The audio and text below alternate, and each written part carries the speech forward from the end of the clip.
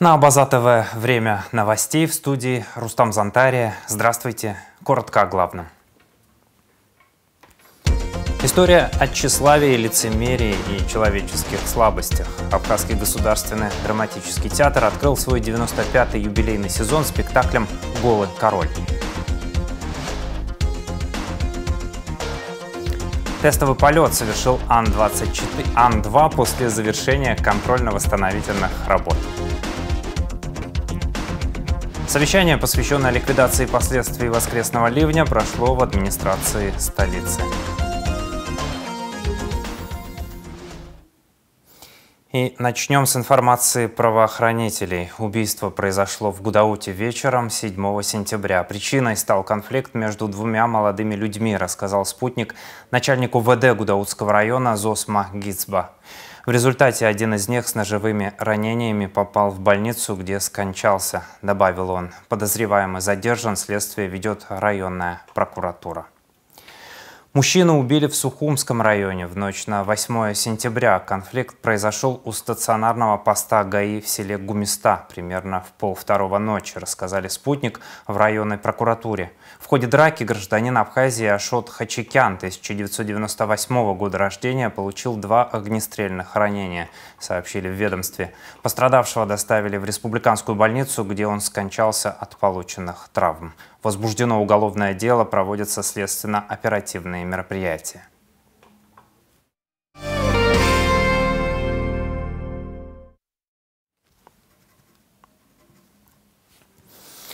Продолжаем выпуск. 200-летие города Черкесска отметили накануне. Абхазская делегация приняла участие в торжествах по случаю 200-летия основания города Черкесска. На торжественном заседании выступил вице-президент Абхазии Беслан Бегвава. Он зачитал приветствие от имени президента Абхазии Бадры Гунба, адресованное главе Карачаево-Черкесской республики Рашиду Темрезову и всем жителям Карачаева-Черкесии. В преддверии сезона сбора урожая цитрусовых вице-премьер Вараздат Минасян и министр сельского хозяйства Беслан Джапо совершили инспекционную поездку в плодовощехранилище в Гулрыбском районе. Объем хранения плодовощехранилища, построенного в 2015 году, 2500 тонн. Это позволяет принимать и хранить значительные объемы сельскохозяйственной продукции, что особенно актуально в период массового сбора урожая. Вараздат Минасян и Беслан Джапо встретились с руководителем плодовощехранилища и обсудили вопросы обеспечения бесперебойной работы объекта, сообщается на сайте Минсельхоза. Речь шла о ремонте холодильных камер и замене напольного покрытия. Эти работы должны быть завершены до начала созревания плодов цитрусовых и фейхоа для беспрепятственного приема фруктов у населения. Тестовый полет совершил Ан-2 после завершения контрольно-восстановительных работ. В июле 2025-го президент Бадра Гунба поручил возобновить регулярное авиасообщение с селом Псху. И вот сегодня легкий многоцелевой самолет Ан-2 совершил тестовый полет после осуществления контрольно-восстановительных работ, рассказал Апснепресс директор РУП «Международный аэропорт Сугум» имени Владислава Ардзенба Заур Эшба. Сегодня был совершен облет, мы проверяли управляемость самолета на всех режимах работы двигателя, отклонения рулей. Никаких проблем не было во время полета. Полет прошел штатно, отметил Эшба. При проведении ремонтных работ, по словам Эшбы, было снято и отремонтировано около 20 деталей самолета. Средства на ремонт авиационной техники были изысканы президентом Бадрой Гунба. Заур Эшба также сообщил, что в ближайшие дни состоится рейс в высокогорное село Псху. По инициативе Народного фронта России МЧС Абхазии получил полный комплект гидравлического оборудования для ликвидации последствий ДТП. В церемонии передачи приняли участие вице-премьер Роберт Киут и глава спасательного ведомства Абхазии Лев Квицини. Совещание, посвященное ликвидации последствий воскресного ливня, прошло в администрации Сухума под председательством замглавы Константина Тарба. В нем участвовали начальники профильных управлений столичной мэрии, управ всех микрорайонов столицы, которые рассказали о ситуации на местах. По их словам, с утра понедельника продолжали поступать обращения жителей. В частных домах затопило дворы, а в многоэтажных – квартиры из-за повреждения кровли. Подробности в репортаже пресс-службы столичной мэрии.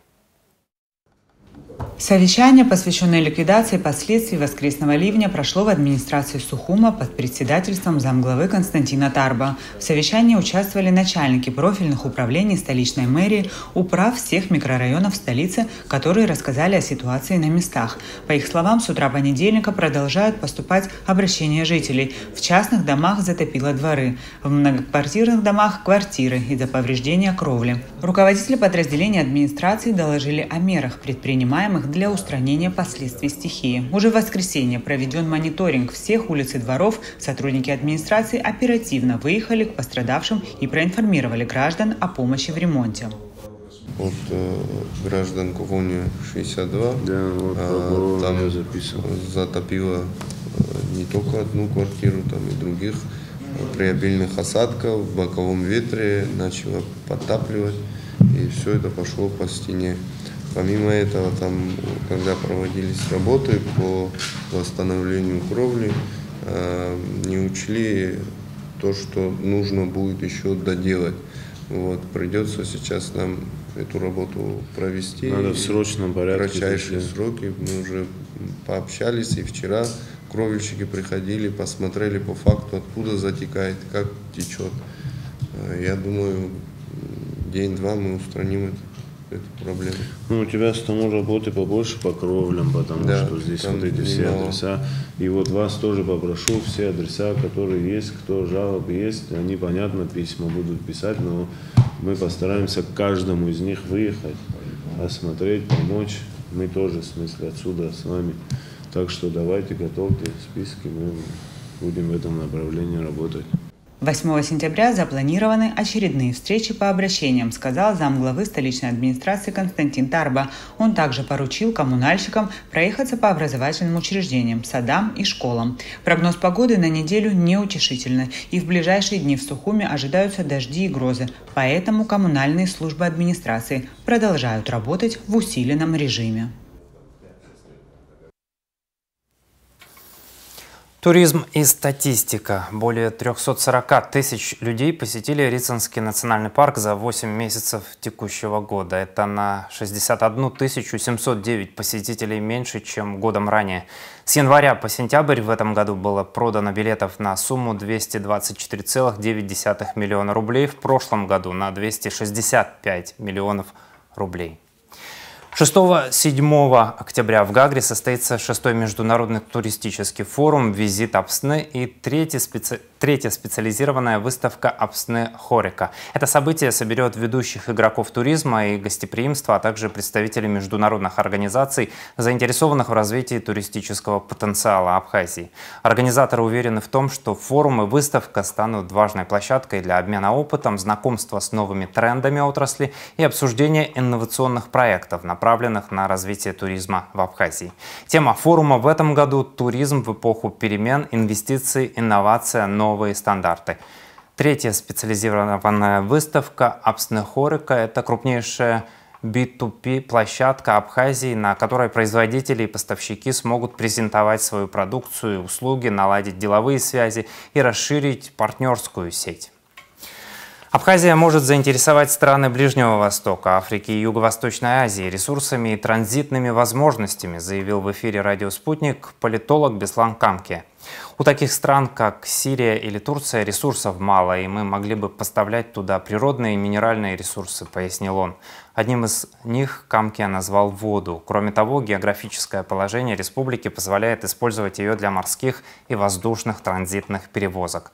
Напомним, президент Абхазии Бадра Гунба поручил внешнеполитическому ведомству республики расширить контакты со странами Ближнего Востока, Юго-Восточной Азии и Африки.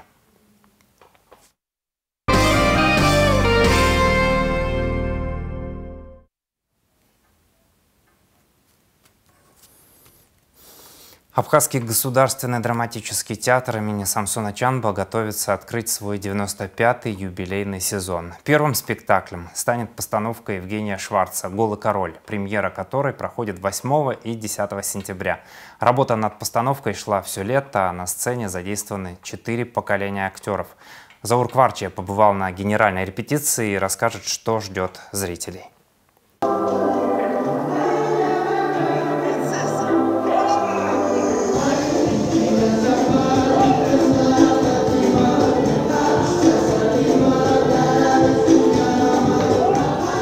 Абхазский государственный драматический театр готовится открыть свой 95-й юбилейный сезон. Первым спектаклем в этом году стала постановка «Голого короля» по пьесе Евгения Шварца. Работа над премьерой началась в июне. На сцене 4 поколения артистов, всего 26 человек. Постановку осуществил приглашенный режиссер, заслуженный деятель искусств Южной и Северной Осетии и Чеченской Республики Тамерлан Дзуцев. Его творческий багаж насчитывает более 3 десятков спектаклей, однако в Абхазии он работает впервые. Уже в течение месяца мы практически каждый день работаем над этим спектаклем.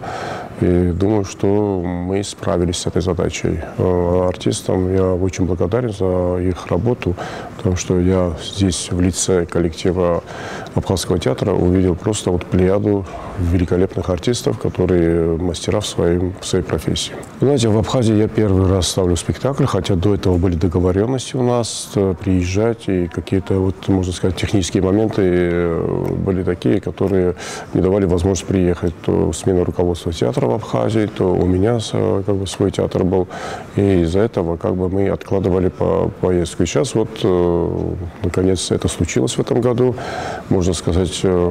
Выпала такая большая честь, что буквально в понедельник будет открытие сезона, уже юбилейного сезона в Абхазском театре. И думаю, что это будет уже таким хорошим началом этого сезона. Пьеса была написана в 1934 году, и с ее смелыми аллюзиями на власть и придворную свиту впервые была издана лишь в 1960-м. Абхазский театр уже в 1962 году первым перевел ее на иностранный язык и поставил на своей сцене. Тогда спектакль имел большой успех, и многие старожилы до сих пор помнят ту премьеру. Когда я первый раз прочитал и узнал об этом, что это был написан в 30-е годы, я даже удивился, как Евгений Шварц остался не репрессирован за этот спектакль. Но самое удивительное было, что первый, кто перевел его на язык, имеется в виду на другой язык с русского, это был Абхазский театр. И в 1962 году этот спектакль играли здесь, на этой сцене в Абхазском театре. И для меня это, как бы, можно сказать, еще один повод как бы и волноваться, и, как говорится, готовиться к встрече с премьерой, потому что есть еще люди, которые помнят этот спектакль «Старожилы». Но думаю, что мы внесли более современные ноты в этот спектакль, и будет интересно его смотреть. Сегодняшняя версия – попытка взглянуть на пьесу по-новому. История о тщеславии, лицемерии и человеческих слабостях при дворе звучит удивительно современно. Как говорят, короля играет свита, но именно свита и хоронит его.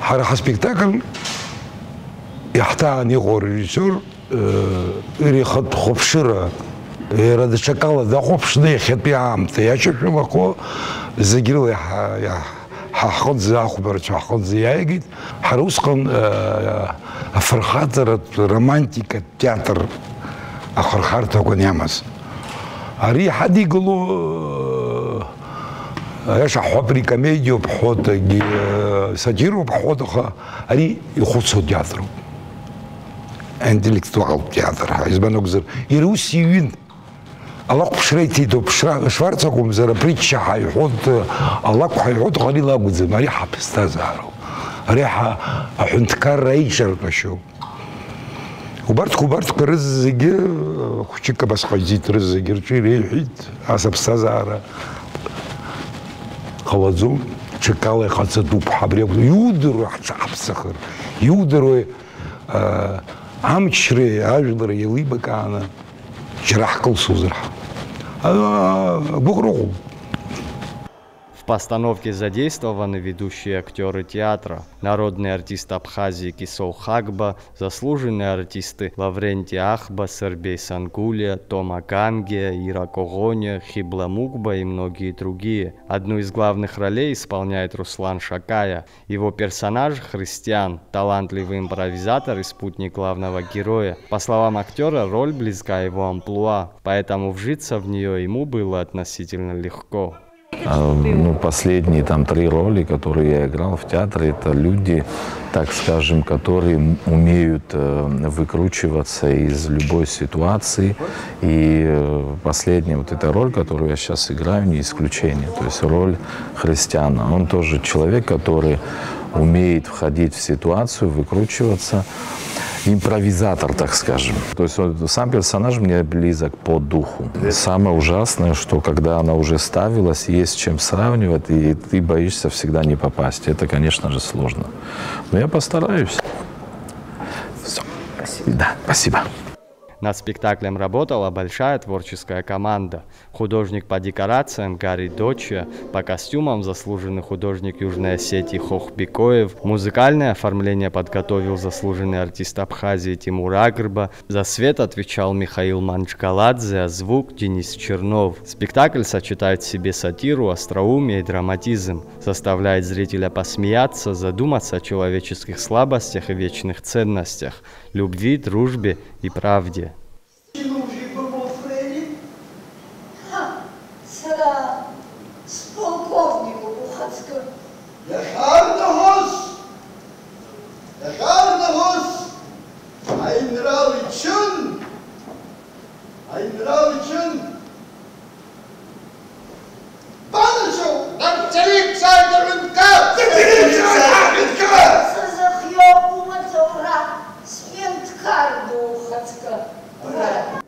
Премьера «Голого короля» подходит 8-10 сентября. В фойе театра откроется выставка, посвященная постановке, где в частности будет представлена уникальная афиша 1962 года. Юбилейный сезон Абхазского театра стартует с истории, которая 6 десятилетий назад и сегодня остается удивительно близкой и понятной каждому. Заур Кварча, Абазатовы. Молодой талантливый вокалист из Абхазии, баритон Саид Габичи 6 сентября принял участие в грандиозном открытии фестиваля «Висенза ин Лирика» в одном из старейших театров Европы, театре Олимпика, знаменитым реквиемом Брамса. Как пишет сам Саид Габичи, «Я очень счастлив стать частью потрясающего фестиваля под руководством Андреа Костелло, столь важного фестиваля для этого прекрасного города и региона Венето. Уже много лет фестиваль представляет публике изумительные программы и, что очень важно, открывает новые имена и поддерживает молодых артистов. Должен сказать, что с огромным трепетом готовился к реквиему Брамса. Это удивительное произведение, которое не совсем соответствует каноническому образу заупокойной мессы и трактовке его содержания. Немецкий реквием обращен к живым, примиряя их с мыслью о смерти, вселяя в души людей мужество и надежду. Конец цитаты. Международный фестиваль «Органные вечера» в Пицунде проходит с 8 по 12 сентября, сообщила «Спутник» худрук концертного зала Пицунского храма Марина Шамба.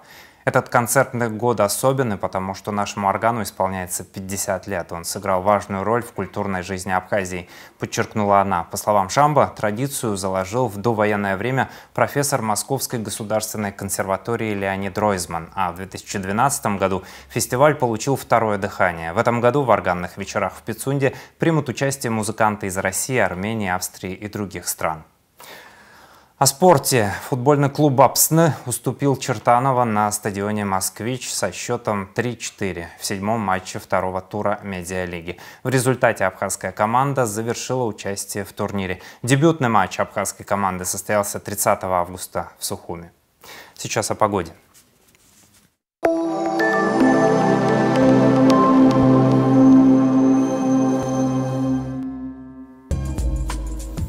Во вторник, 9 сентября, в Абхазии ожидается значительное ухудшение погоды. Облачно, дождь разной интенсивности, гроза, местами возможен град. Атмосферное давление 758 миллиметров ртутного столба. Ветер слабый и умеренный. Температура воздуха ночью от 14 до 19, днем от 20 до 25 градусов. Температура морской воды 26 градусов, волнение морской воды умеренное, относительная влажность воздуха от 70 до 90%.